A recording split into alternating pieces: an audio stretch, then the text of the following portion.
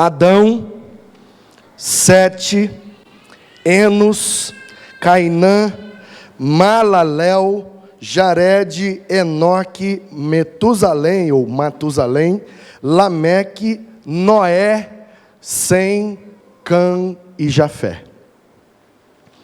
O que são esses nomes? Nomes de pessoas, nomes de homens. O Noé é o pai do Sem, do Cã e do Jafé. O Noé é filho do Lameque, que é filho do Matusalém, que é filho do Enoque, que é filho do Jared, que é filho do Malalel, que é filho do Cainã, que é filho do Enos, que é filho do Sete, que é filho de Adão. Então aqui a gente está desde Adão até os filhos de Noé, na genealogia. Um aqui é pai do outro. Ok? Por que é que o livro das crônicas começa com esses nomes? E eu preciso que você entenda isso. O livro das crônicas é o resumão da história de Israel. O livro das crônicas, por isso na Bíblia hebraica, o livro das crônicas é o último. Na nossa Bíblia cristã, tanto católica quanto protestante, o livro das crônicas é aqui no meio, logo depois de Samuel e Reis. Por quê? Porque a maioria das histórias registradas em crônicas estão também registradas em Samuel e em Reis. Então, por isso ele vem logo depois, porque na cabeça de quem organizou a Bíblia cristã, seria mais razoável que as histórias, ou seja, as crônicas de Israel, estivesse perto dos livros que registram quando essas histórias realmente aconteceram. Então, os livros que registram essas histórias é de Gênesis até o livro dos Reis. Então, o que é que está acontecendo aqui em Crônicas? O que está acontecendo é o seguinte: você conhece a história, né? O Adão está lá no jardim, ele pecou, foi expulso, e aí ele começou a povoar a região da Mesopotâmia. Meso é meio, potes é água em grego. Por isso que falar, me dá um pote de água, na perspectiva linguística, é um pleonasmo, porque pote é água, em grego. Na verdade, a gente fez pegou a ideia de pote, que é a água, e deu o nome do lugar que bota a água, um pote. Só que pote é água em grego. Por isso que o nome daquele animal é hipopótamo. Hipo é cavalo. Por isso que o lugar onde os cavalos correm é hipódromo. Então, hipo é cavalo, potes é água, amo é ser vivo. Então, é o ser cavalo, que parece com um cavalo que vive na água, hipopótamo. Nossa, não parece nada com um cavalo. Briga com os gregos, então, que deram o nome. Então, Mesopotâmia, a terra no meio das águas. A Bíblia diz que o jardim estava entre 4 rios: Tigre, Eufrates, Gion e Pison. E a história, a arqueologia vai dizer que a origem da humanidade é a Mesopotâmia. Claro que a Bíblia tem razão. Então, a partir da Mesopotâmia, Adão foi tendo filhos. A gente conhece o Caim, conhece o Abel, conhece o Sete, conhece um pouquinho só do Enoque, conhece um pouquinho do Matusalém e conhece assim um pouco mais do Noé e algumas coisas do Sem, do Cã e do Jafé. Então a ideia é, até o Noé, o povo estava na Mesopotâmia. Quando teve o dilúvio, e aí tem aquela questão, o dilúvio foi local ou foi global? Tanto faz, irmão. Porque naquele tempo só tinha gente naquele lugar. Então se foi só ali ou se foi no planeta todo, morreu todo mundo. Por quê? Porque só ali que tinha gente. Então tanto faz. Eu gosto de brigar nas coisas que não faz sentido. Então, depois do dilúvio, só sobrou a família de Noé. O Noé com sua esposa, que a gente não sabe o nome, e os 3 filhos, Sem, Cã e Jafé, com suas esposas, que a gente também não sabe o nome. Porque a Bíblia é escrita num contexto patriarcal, onde os descendentes são mencionados somente o lado masculino. Então, por isso, o nome de muitas mulheres não aparece descrito na narrativa, porque isso não era relevante naquele tempo, por conta daquela cultura, tá bom? Mas quando uma mulher faz algo que vai mudar o curso da história usada por Deus, ela sempre é mencionada. Então, Noé, os seus 3 filhos e 3 noras, eles, depois do dilúvio, eles se espalham. E aí, o Sem vem para o Oriente Médio, onde a terra foi chamada, né, de Canaã, depois Palestina, ali nos arredores de Jerusalém. Por isso que o povo que habita naquele lugar são chamados de semitas. Por isso que quem tem preconceito contra aquele povo é chamado de antissemita, porque eles são descendentes de Sem, foram para o Oriente Médio. Os jafetitas, Jafé subiu para o norte, consequentemente desembocou na Europa. E o Cã, que foi amaldiçoado pelo seu pai porque desrespeitou a sua nudez, então o Cã foi amaldiçoado, ele morreu lá onde estava um tempo depois, e o seu filho, chamado Cush, ele desce para a África. Por isso nós temos essas 3 matrizes aí humanas mais fortes: os orientais, que são descendentes de Sem, os europeus, que são descendentes de Jafé, e os africanos, que são descendentes de Cush. Por isso, diferenças de altura, de cor de pele, estilo de olhos e etc. Então, a partir da separação de Sem, Cã e Jafé, começa então a povoação de todo o planeta. E isso dura milhares de anos, a gente não sabe ao certo. Alguns sugerem 5, outros 7, outros 10, outros até 100 mil anos de história da humanidade. A Bíblia não se preocupa com essa questão de tempo, a gente também não se preocupa, não importa o tempo que demorou. Importa que Deus continua no controle e o plano de Deus continua sendo estabelecido, que é povoar a terra e multiplicar a partir de Adão um povo que ele vai chamar de seu. Porque Deus criou a humanidade para adorá-lo e para se relacionar com ele. Então, o povo foi se espalhando, e o povo que foi ali para o Oriente, né, foi se espalhando também, mais para o lado oriental, e de um lugar que antes era chamado de Babel, passou a ser chamado de Caldeia, e depois voltou a ser a terra de Babel, por isso Babilônia. E aí naquela região Deus chamou um cara, que é o seu Tera, né, o homem de 1000 gigas. Cadê os meninos ainda? O pai do Abraão era o homem de 1000 gigas, o seu Tera. Na verdade é Terá, né? E aí Deus chama ele, e ele vai para o extremo norte da Palestina, porque criou uma confusão com a turma lá da Caldeia. E está passando a novela Gênesis na Record, ajuda você a compreender um pouco essa história. E vai então para o extremo norte, onde hoje mais ou menos é o lugar ali da Síria. E aí, dali Deus chama o seu filho, Abrão, para ele descer para a terra de Canaã, e mostra a ele aquela terra, e diz que está dando aquela terra para ele como herança. Ele era estéril, não tinha filhos, nem podia ter filhos, era casado com a Sara, naquele tempo ainda era Abrão e Sarai, e eles não podem ter filhos, são estéreis, mas Deus promete a ele que ele seria pai de uma grande nação, porque Abrão, o seu nome original, significa pai exaltado, um pai que se acha, tipo assim, um exaltado, um pai soberbo. Mas engraçado que o nome dele significa pai exaltado e ele nem tem filho. E aí Deus muda o nome dele, falou: você não vai chamar mais Abrão, porque na minha presença ninguém pode ser exaltado, né?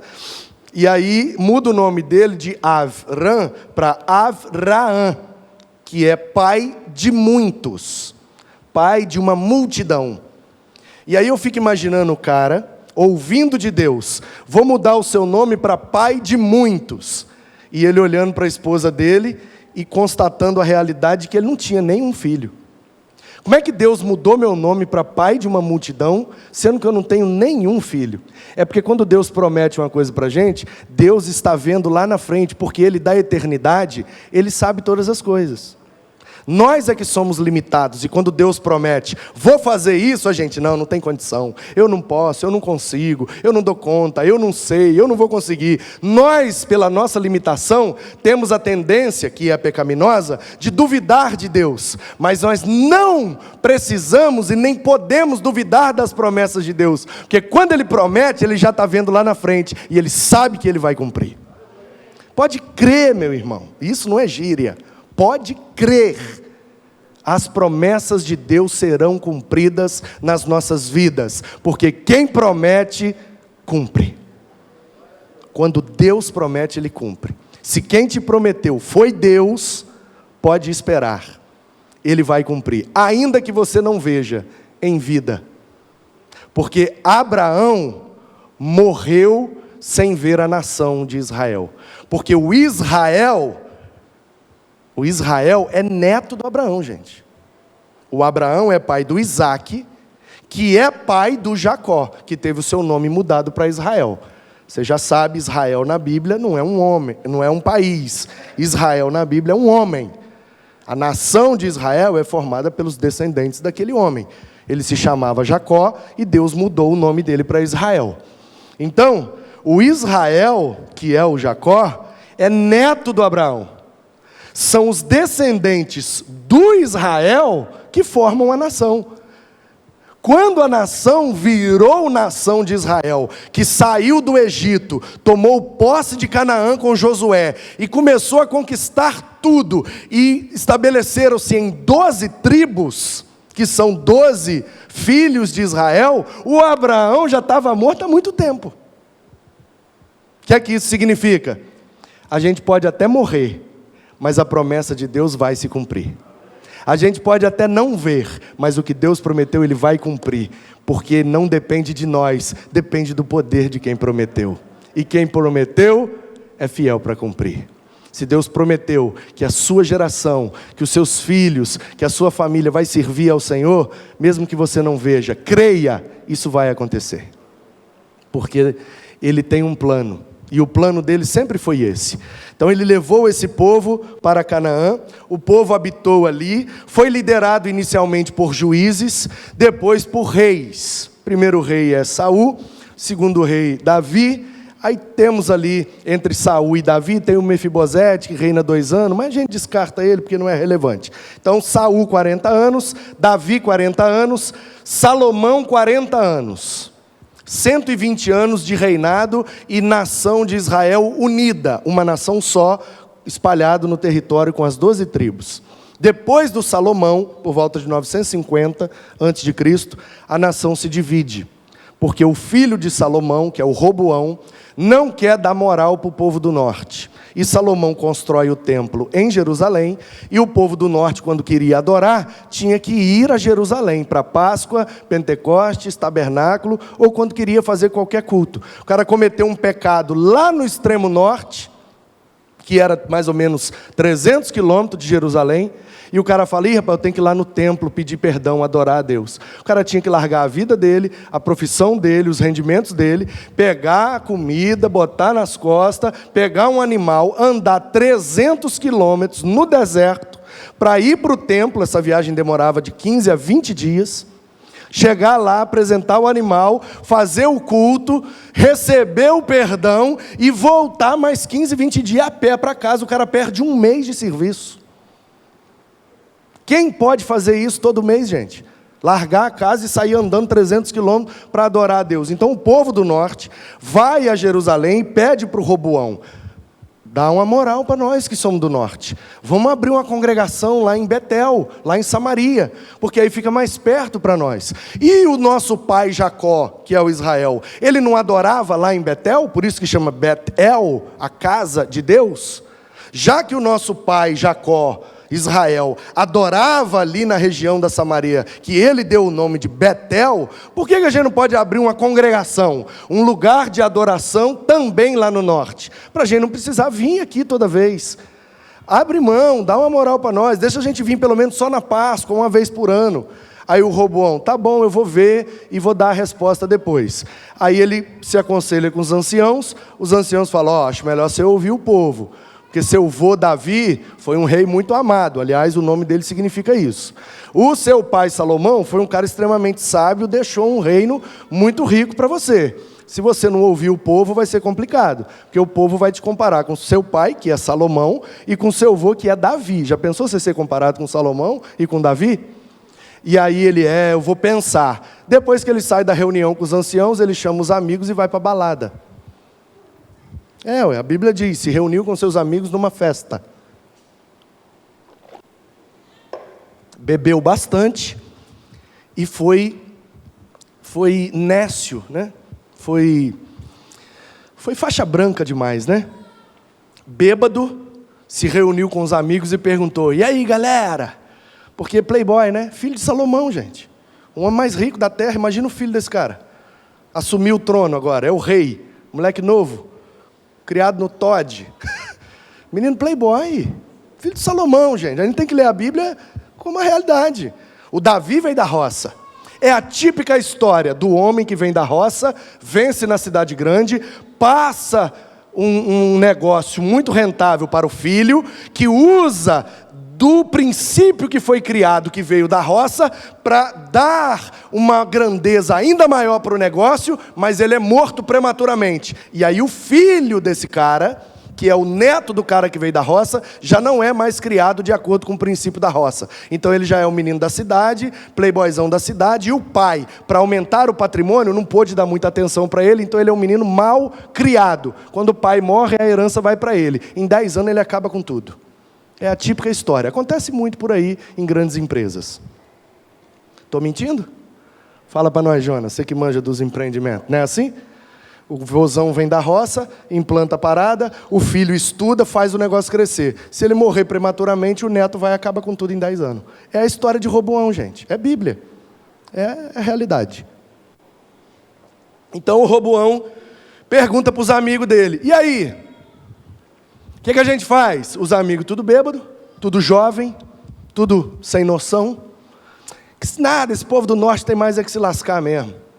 Aí o Roboão fala, não vou dar moral para ninguém do norte, se quiser vem aqui, e se ficar enchendo muito, eu vou aumentar o imposto ainda de vocês. O povo volta brabo por norte, pô, esse Roboão, chegam lá no norte, procuram o Jeroboão. Quem é o Jeroboão? Um cara que tinha tido uma treta com Salomão, na época da expansão do reinado. E aí o Jeroboão já é mordido com Salomão, os caras sabem disso, vão lá e falam, Jeroboão, como é que é o negócio da treta lá com Salomão? Ele fala, esse povo do sul aí não tem como conversar com eles não, eles se acham muito, porque Davi levou a capital para Jerusalém, como eles são lá do sul, Deus escolheu um rei da tribo de Benjamim, que é do sul, tirou da tribo de Benjamim e botou na tribo de Judá, em Davi, que é do sul. Então eles se acham que são melhores que nós, não dá para conversar com quem é do sul não. Nós aqui do norte temos mais é que nos unir.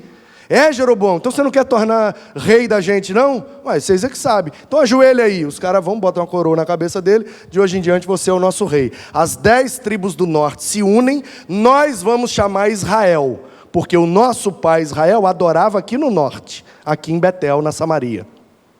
Então o reino do norte, com as 10 tribos do norte, passou a se chamar Israel, com a capital Samaria, centro de adoração em Betel. E aí as 2 tribos do sul, que é Judá e Benjamim, passaram a se chamar Judá, com a capital Jerusalém, e o centro de adoração lá em Jerusalém mesmo. A nação se divide. E como Jesus disse, um reino dividido não prospera. Um povo dividido não vence. Então foi chegando a derrota. O reino do norte perdeu primeiro para a Síria, foram todos destruídos, destronados. Depois o reino do sul, Judá, perdeu para a Babilônia, e aí foi tudo destruído, o povo foi para o cativeiro e ficou 70 anos como escravos na Babilônia. Depois desses 70 anos, o povo então, a partir da interpretação de Daniel, da profecia de Jeremias, ele entende que 70 semanas é o período de 70 anos, então ele faz essa oração, Deus, já passou o período de 70 semanas que Jeremias profetizou, dá para o Senhor mandar a gente de volta para Jerusalém? E aí Deus fala, é verdade, foi isso que eu prometi, é isso que eu vou cumprir. E aí ele usa Ciro, o rei da Pérsia, que é um homem pagão, incrédulo, que não tem nenhum relacionamento com Deus, mas Deus chama ele de meu servo. Por quê? Porque Deus usa quem ele quer, gente. Quem ele quer, na hora que ele quer, onde ele quer, do jeito que ele quer. Deus é Deus. Nós é que temos que obedecer e ponto final. Então Deus fala, vem cá meu servo, o rei da Pérsia. Aqui, ó, esse menino vai chegar chorando aí, o Neemias, e dá uma moral para ele aí. Aí o rei da Pérsia, ô Neemias, você está meio triste? Não, é porque eu estou ficando velho e eu vou morrer longe da minha terra natal. Ah, é? Onde é que é a sua terra natal? Jerusalém. Ah, é? E você nunca foi em Jerusalém? Não, nunca fui, muito longe, quase 1000 quilômetros. Rapaz, e aí? Ah, não, porque meu sonho mesmo é voltar para Jerusalém e morrer lá onde meus pais foram sepultados. Eu queria ser sepultado junto com meu pai. Isso para um judeu é uma honra, ele ser enterrado no mesmo lugar que o pai dele. E aí o rei fala, tá, mas o que você precisa para voltar? Ele fala, eu preciso de um patrocínio. Por que é um patrocínio? Não, porque lá está tudo destruído. Você não ouviu a história do que Nabucodonosor fez com a gente, 70 anos atrás? Não ouvi não. O que aconteceu? Invadiu, quebrou muro, botou fogo nas casas, nas plantações, destruiu o templo, destruiu tudo, está tudo destruído. Então, para eu voltar, eu tenho que ter um patrocínio. Você tem que me arrumar um material aí, uma mão de obra, para eu reconstruir tudo. Aí o rei, só você falar que você precisa. Umas madeiras, uns cavalos, uns negócios e tal, e uns homens bons de serviço. Não, pode pegar aí, ó. Vou fazer uma carta, você pode sair pelo império aí, onde você achar material e homem para trabalhar, eu vou te dar uma carta autorizando, você pode levar quem você quiser. Então, começa aí com Neemias, essa história de voltar para Jerusalém. E aí tem um cara que é mais dado à adoração, porque ele é descendente de sacerdote, o nome dele é Zorobabel. E aí ele fala, opa, já que o imperador está liberando para a gente voltar para Jerusalém, então eu quero voltar primeiro. Vou juntar uns caras aqui bons de adoração e nós vamos voltar primeiro, porque quando o povo da obra chegar, nós já criamos um ambiente de adoração. Então nós vamos na frente, reconstruímos o templo, fazemos a adoração para dar uma abençoada naquele lugar. Quando Neemias chegar com a turma da obra, o lugar já está abençoado e aí a gente junta todo mundo, a turma da adoração com a turma do serviço e a gente reconstrói a cidade para a glória de Deus. Amém? Amém. Esse é o plano. Zorobabel vai primeiro com os caras, reconstrói o templo, começa a adoração e aí o Esdras vai depois e leva uma galera para registrar os acontecimentos, escrever tudo que está acontecendo, e o Neemias vai dar 2 viagens, por último, a primeira levando mais material e a segunda levando mais gente, e é assim que Jerusalém é reconstruída. O Esdras, junto com a sua equipe de escribas, registra toda a história, isso está no livro de Esdras e Neemias, como que eles reconstruíram, tanto o templo quanto os muros, as casas, as plantações e a cidade toda. Quando eles terminam de registrar a história, acabou de reconstruir o muro, o templo, as casas, a gente já voltou a plantar, a gente já voltou a colher. Salmo 126 fala desse momento, né? Quando o Senhor restaurou a sorte de Sião, ou seja, quando Ele nos levou de volta para Jerusalém, ficamos como quem sonha, parecia um sonho, olha que maravilha, estamos em Jerusalém. Mas quando a gente chegou lá, a gente viu tudo destruído. Por isso que os que com lágrimas semeiam, voltarão com júbilo trazendo os seus feixes, porque foi penoso reconstruir tudo, eles choravam muito. Mas depois que veio a colheita, eles também sorriram muito. E aí Jerusalém está toda reconstruída. O Neemias é um grande líder daquele povo, junto com o Zorobabel, que é um líder da religião. E aí Deus começa a levantar profetas. Dentre eles Ageu, Zacarias e Malaquias. E eles começam a profetizar. Porque o povo que voltou da Babilônia é um povo que nasceu na Babilônia, gente. Porque pensa comigo, o povo estava lá em Jerusalém, quando o Nabucodonosor invadiu.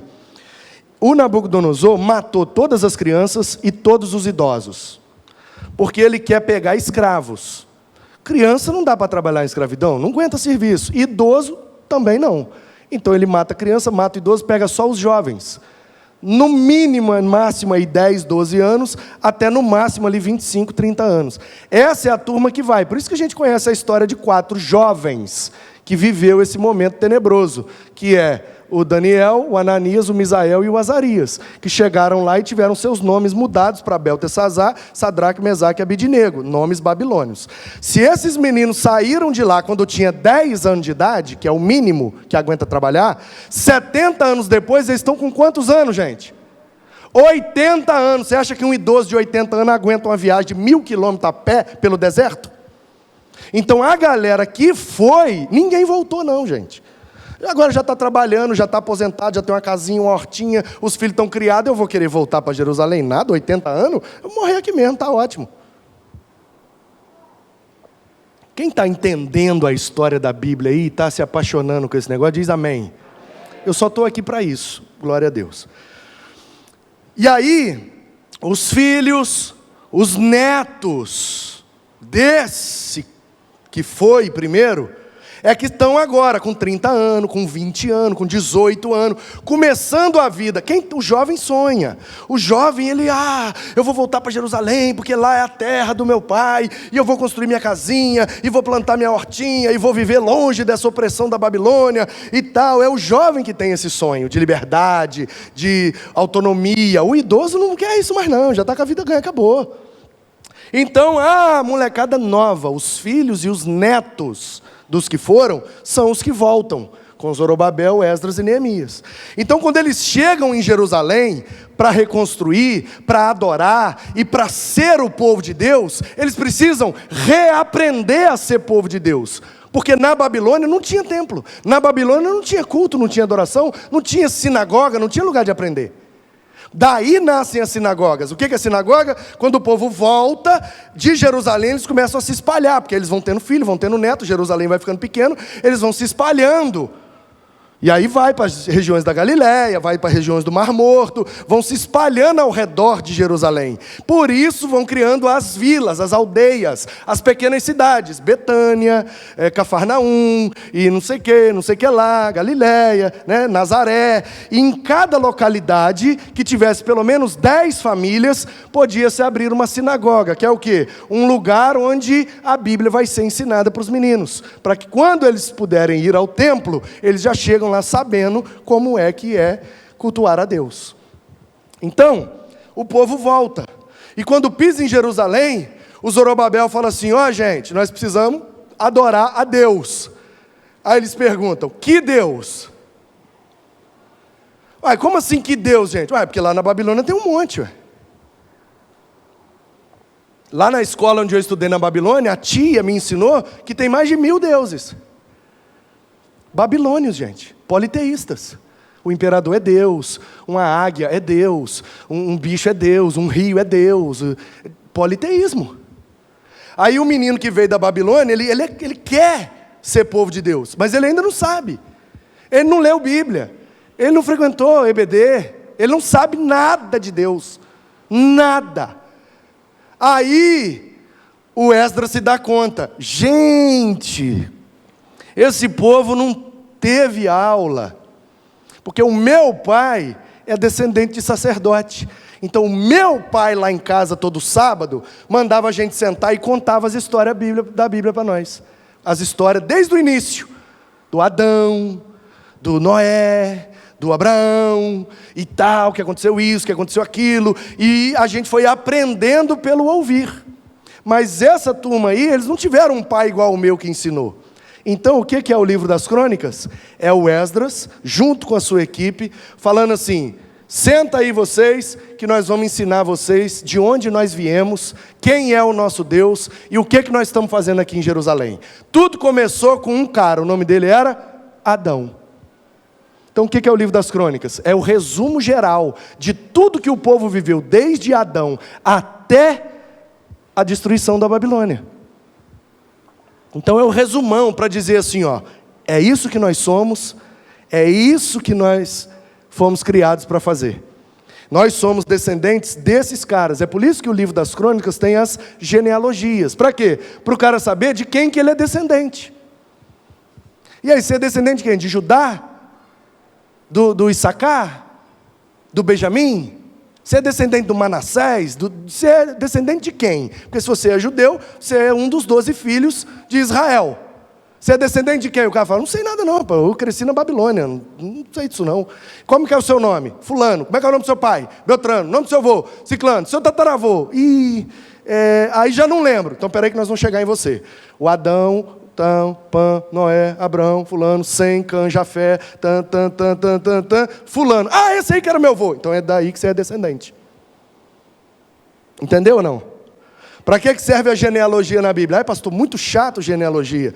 É chato, por quê? Porque é para o povo descobrir de quem que eles eram descendentes. Eu sou descendente de quem aí do Israel? De qual dos 12 filhos de Jacó? Então é por isso que esse livro começa desse jeito.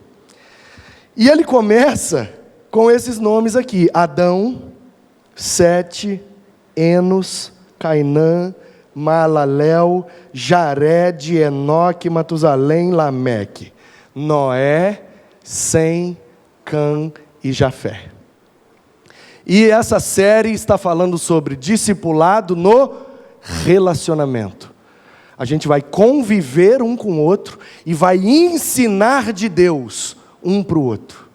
A gente vai se discipular através do nosso relacionamento. Por quê? Porque é assim que a gente conhece as histórias da Bíblia. Porque se o Adão não tivesse discipulado no relacionamento o Sete não saberia nada de Deus, nós não saberíamos história nenhuma.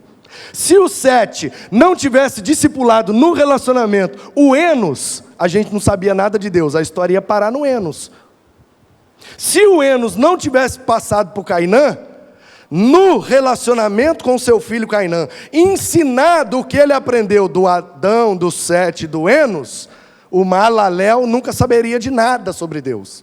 Então, é no relacionamento de pai e filho. O Adão ensinou para o Sete, que ensinou para o Enos, que ensinou para o Cainã, que ensinou para o Maalalel, que ensinou para o Jared, que ensinou para o Enoque, Matusalém, para o Lameque, para o Noé. E o Noé ensinou para o Sem, para o Cã e para o Jafé. E cada um dos três ensinou para os seus filhos, para os seus netos e bisnetos. Foi até chegar lá no Esdras. E aí o Esdras sentou e escreveu toda essa história, que é o que nós chamamos de Crônicas de Israel. Se esses caras não tivessem passado adiante o que receberam de Deus, não tinha chegado em nós.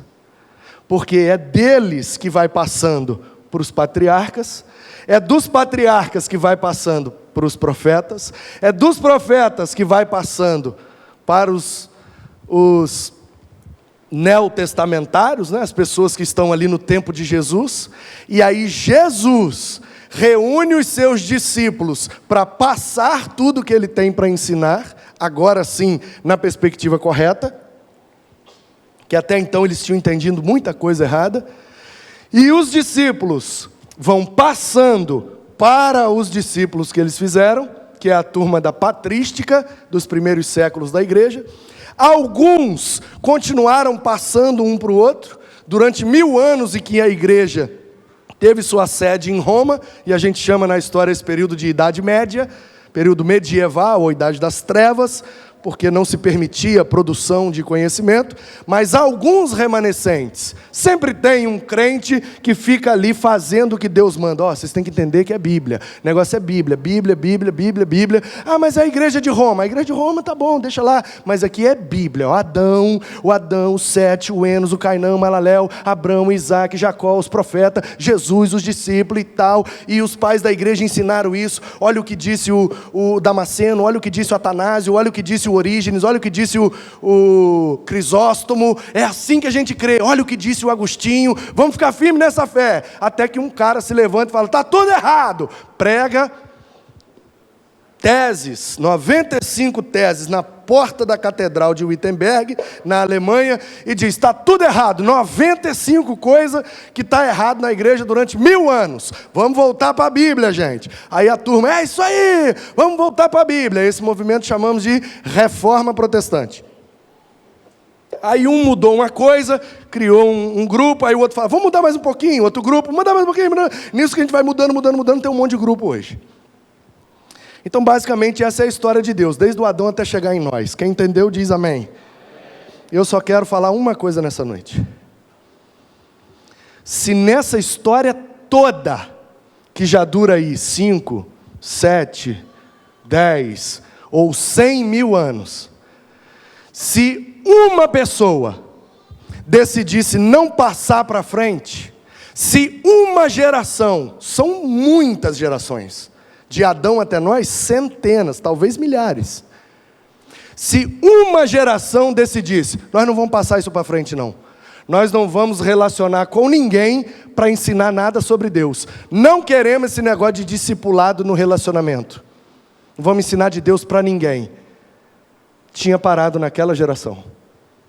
Se o Adão não passa para o 7, tinha parado ali. Se o Noé não passa para o 100, para o Cã e para o Jafé, tinha parado ali. Se aquela pessoa que falou de Deus para você não falasse, você não estaria aqui. Portanto, nós só estamos aqui hoje porque as gerações usadas por Deus decidiram passar adiante. E esse é o desafio que eu quero fazer para você, e é sobre isso que nós vamos estudar esse mês. Como é que a gente passa esse negócio adiante, para que as próximas gerações conheçam Deus da mesma forma que a gente conhece. Então, como é que faz? Vamos ver aí. Milena, por favor, me ajuda aí. Dá uma olhada nessa imagem. Diz os neurocientistas que é assim que o nosso cérebro aprende. A gente aprende 10% quando a gente está aprendendo lendo. Tudo que a gente lê, a gente retém cerca de, claro que varia de pessoa para pessoa, isso é uma média. Em média, a gente retém 10% do que a gente aprende lendo. Ler é importante? É, mas é onde a gente menos aprende. 20% do que a gente aprende ouvindo. 30% do que a gente aprende observando. Quando a gente vê alguém fazendo, a gente aprende mais do que só ouvir ou só ler. Quando a gente vê e ouve, observando o recurso audiovisual, aí a gente chega à metade mais ou menos. 50% a gente está aprendendo. Quando a gente discute com os outros, quando a gente troca conhecimento, eu entendi isso do que o pastor falou, isso aí foi legal, mas eu entendi aquilo, isso aí eu não tinha percebido. Quando a gente troca, a gente chega até 70%. Quando a gente faz o que aprendeu, aí a gente vai para 80%. Mas o ponto máximo do aprendizado, a gente só consegue chegar a 95% de aprendizado quando a gente ensina para os outros. É por isso, e só por isso, que Jesus falou, façam discípulos. Sejam professores dos novos alunos da minha escola. Alguma coisa você tem para ensinar. Quanto mais você ensinar, mais você vai aprender. Quanto mais você ensinar, mais você vai aprender. Quem está te falando isso é a prova viva dessa tese aí. Eu sou a prova viva dessa teoria. Como é que eu te contei a história bíblica de Adão até nós, passando por toda a história da igreja? Claro, em resumo, porque tem que caber em menos de 1 hora. Como é que eu consegui decorar tudo isso? Como é que eu consegui aprender tudo isso? Porque eu resolvi ensinar isso há muitos anos atrás. Na EBD, em seminários, em aulas, em congressos, em palestras, em pregações. Quanto mais eu ensino, mais eu aprendo. A neurociência não descobriu nada novo, só constatou o que Jesus já sabia. Porque Deus nos fez com esse artifício. Eles vão aprender mais quando eles estiverem ensinando. E eu vou fazer assim, porque cada geração precisa ensinar as outras, para que quando eu voltar, eu tenha um povo para levar para a eternidade.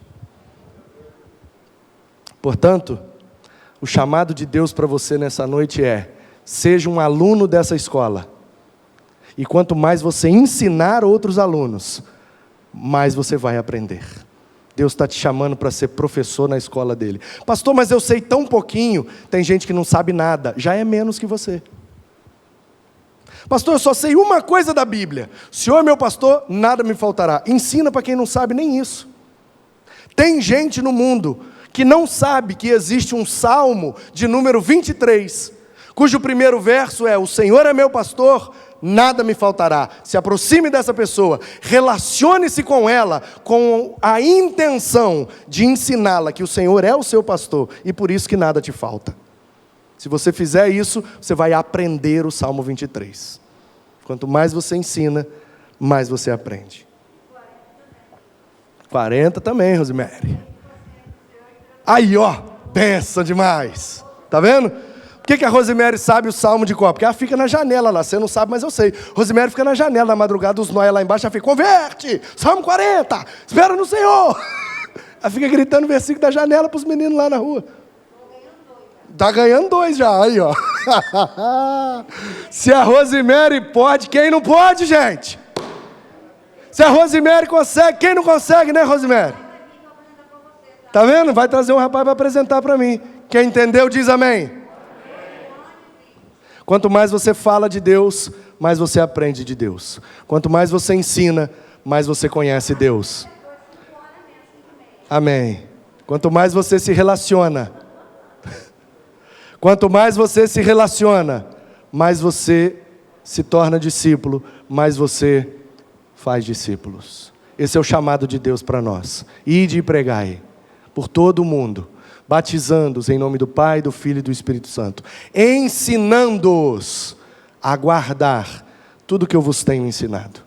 Essa é a missão de Jesus para nós. Jesus só mandou a gente fazer uma coisa: discípulos.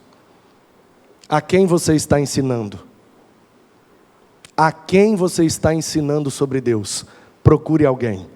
De quem você está aprendendo sobre Deus? Procure alguém. É extremamente necessário estarmos sendo discipulados por alguém que sabe mais que nós, e discipulando alguém que sabe menos que nós. Esse é o nosso chamado, essa é a nossa missão. Se você crê nisso e aceita esse chamado para a sua vida, eu queria que você ficasse de pé nesse momento para orar comigo. Eu entendi, hoje à noite eu entendi porque é que Deus me criou, porque Ele quer que eu seja aluno dEle. Ele me criou porque Ele quer que eu me relacione com Ele e eu me torne discípulo a partir do meu relacionamento com Ele. Mas eu entendi também que eu preciso